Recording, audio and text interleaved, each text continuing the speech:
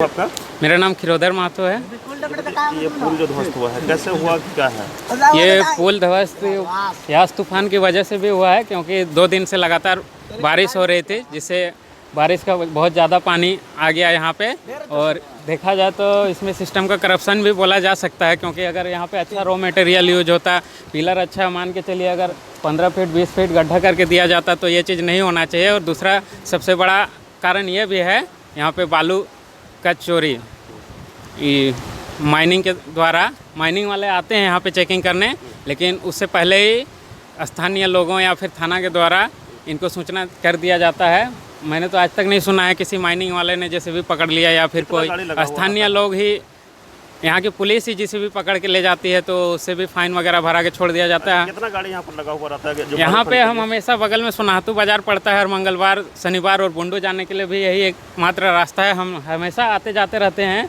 हमेशा आप यहाँ पे देखिएगा 30-35 ट्रैक्टर, इधर साइड भी मिला के दोनों पुल के इस पार उस पार मिला दीजिएगा तो 50-60 ट्रैक्टर हमेशा रहता है। आप यहीं से जस्ट बगल में देखिए बालू का बहुत बड़ा डंप है। इससे थोड़ा सा आगे चल जाइएगा चिरगाल्डी टाण, वहाँ पे भी चारों तरफ बालू ही बालू भरा हुआ है। यहाँ से टोटल बालू आपका रांची में लगभग 80% बालू यहीं से सप्लाई होता है।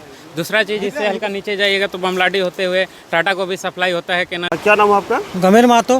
ये बताइए क्या कैसे ये पुल धंसा, क्या हुआ है? यहाँ पर जो बालू खनन भी हो रहा है, पूरा माफिया का रांची टाटा बॉम्बे यहाँ से बालू खनन लेके जा रहा है। डेली यहाँ पर 2000-3000 जिसपी लगा रहता है, तो हम लोग ठीक है, कट जाएगा ना। हाँ भैया, ये उच्च स्तरीय पुल टूट गया है, अब क्या कहेंगे इसमें? इसी तो जैसे सूचना मिली तो हम लोग भी पहुँचे हैं देखने के लिए कि क्या हुआ है।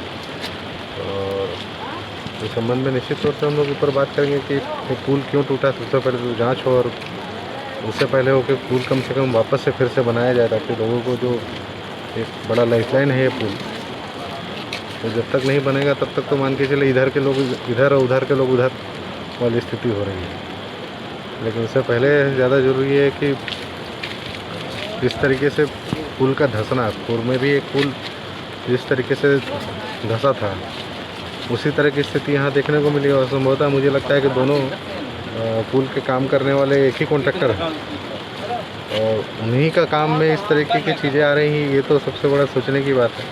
तो निश्चित तौर से हम लोग इसको जांच तो करवाएंगे। जांच निश्चित तौर से होगी कि क्यों, किस हालात में, क्योंकि पुल जब उच्च स्तरीय पुल की हम लोग बात कर रहे हो, इतने बड़े नदी के मुहाने पर जब पुल बनाया गया था तो ये सब चीज़ों को तो देखा ही गया होगा कि भाई तकनीकी रूप से क्या क्या चीज़ें और मजबूत करने की आवश्यकता हो ताकि पुल मजबूत बने। लेकिन कहीं ना कहीं लगता है कि उन सारे पहलुओं को ठीक से ध्यान नहीं दिया गया होगा, जिसके कारण ये नतीजा देखने को मिल रहा है हम लोग को।